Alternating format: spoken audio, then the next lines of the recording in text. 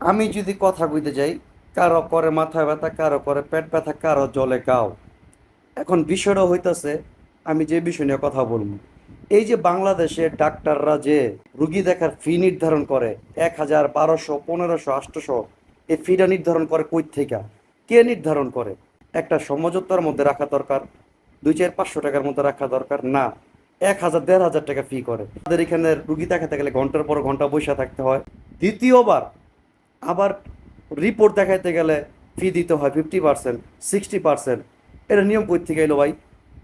একজন ডাক্তার যেহেতু পড়াশোনা করে সে ডাক্তার হয়, সে একটা রুগীর সমস্যার কথা শুই না, যেহেতু ট্রিটমেন্ট দিতে পারে না, সে চিকিৎসা করার জন্য টেস্টের উপর ডিপেন্ড করে সে কোন ধরনের ডাক্তার।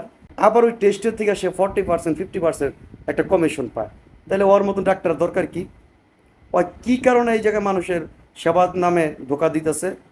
ভিজিট নিয়ে করতেছে ফাইজলামানি, টেস্ট বাণিজ্য নিয়ে করতেছে ফাইজলামানি, মানুষের করতেছে হয়রানি, আবার চিকিৎসা দিতেছে অনেকে ভুল। এগুলোর প্রতিবাদ করা দরকার।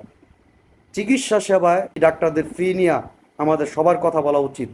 কোনো ডাক্তারের ফি সর্বোচ্চ 500 টাকার উপরে হওয়া যাবে না। দ্বিতীয়বার রিপোর্ট দেখাতে গেলে কোনো ফি নির্ধারণ করা যাবে না।